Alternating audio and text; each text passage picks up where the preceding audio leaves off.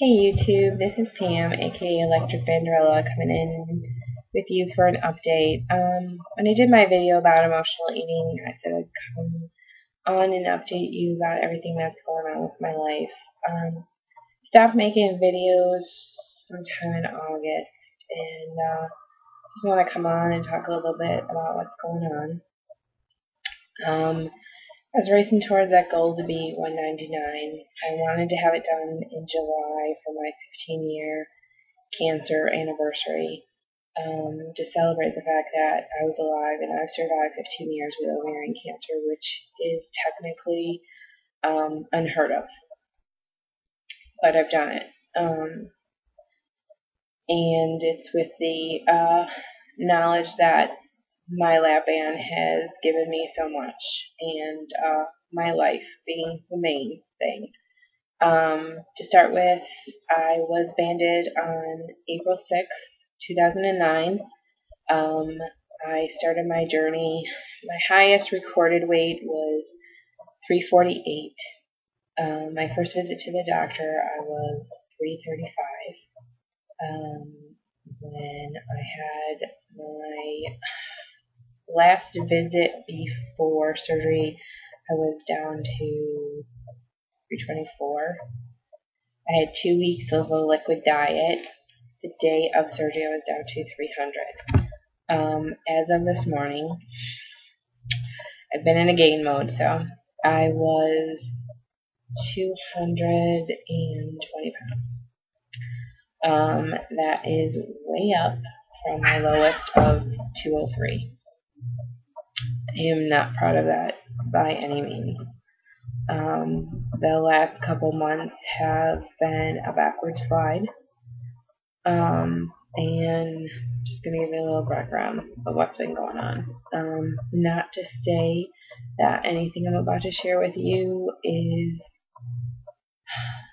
justification of why I put the pounds on, but just a little background of what's been going on. In September, I had a doctor's appointment. I had a PET scan. Something showed up on my PET scan. The doctor did another test, and we found out that I had a new tumor in my bladder.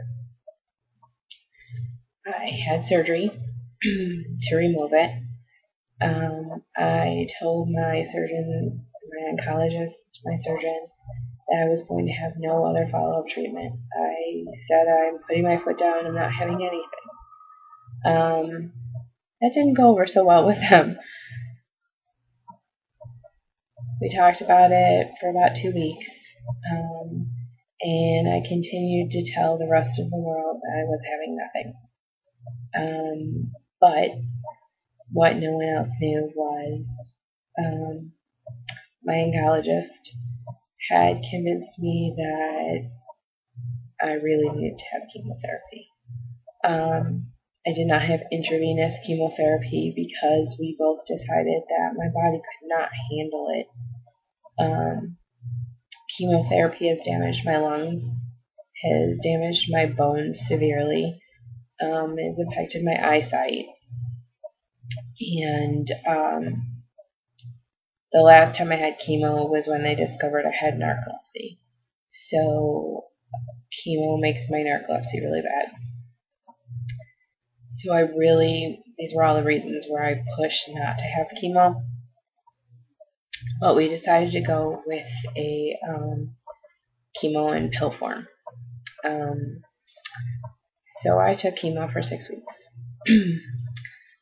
All the while pretending to everyone that I was perfectly fine. Nothing was going on.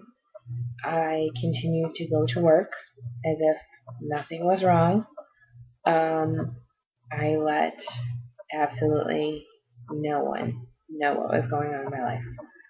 Because A, I didn't need pity, nor did I want it. B,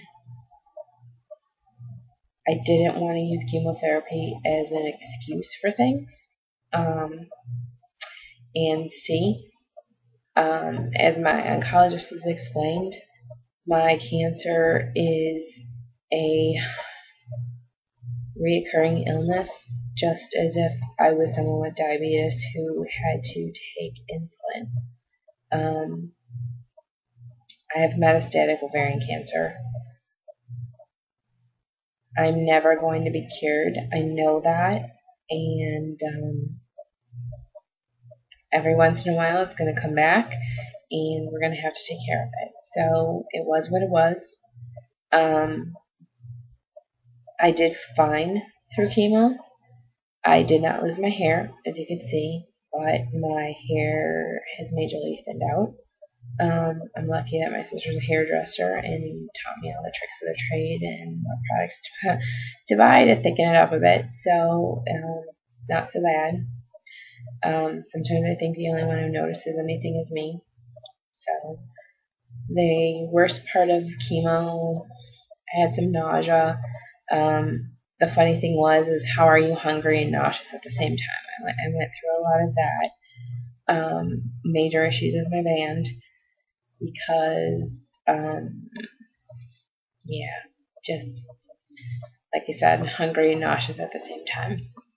So I was eating a lot of slider foods, which you all know. Slider foods equal calories, equals sugar, equals carbs, equals weight gain. And then you add the steroids. I was on Decadron, and I don't do well with steroids. I have really bad steroid rage. So, yeah, I was a bitch. People tell you I'm a bitch normally, but yeah, it was bad. And it makes you hungry, and when you're nauseous, you want comfort food.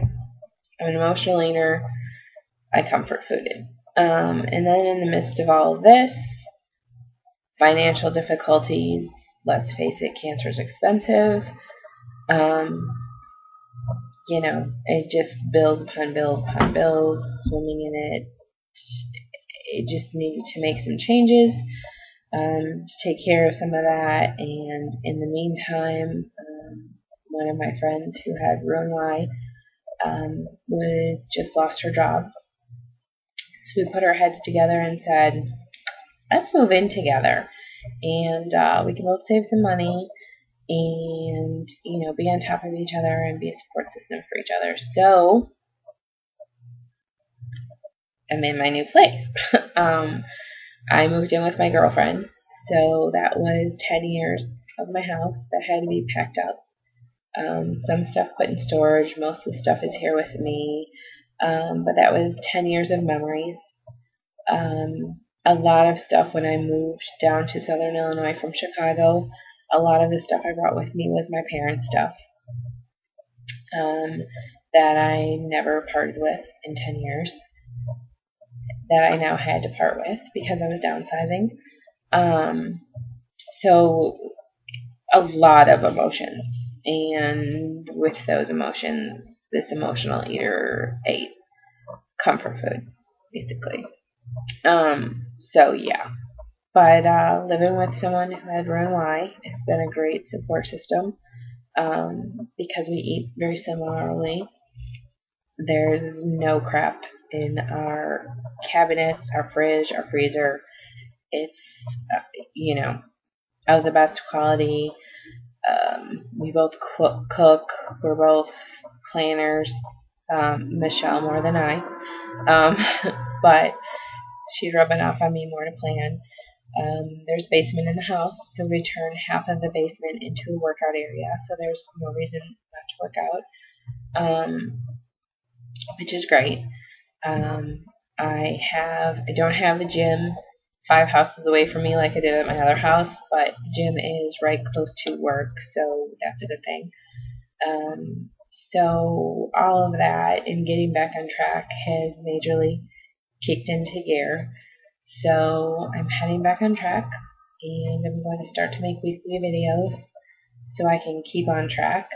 I like to thank Tamika for starting the December accountability on Facebook, posting the pictures of everything we eat and drink, because that has been helpful to keep me on track, knowing that I have to post these pictures of everything I ate.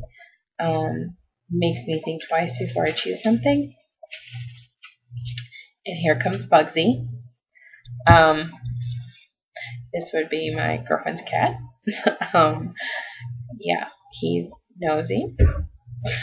So, anyway, back on track. As I stated, today I started at 220, and I am hoping to see at least a 2 pound loss when I come in to report next week.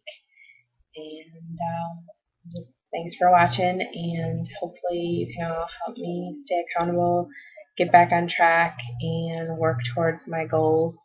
I'm starting to write down what my goals are for 2012. So I'm going to make a video about what my goals are and share them with everyone so you can help me stay accountable and help me reach those goals for 2012.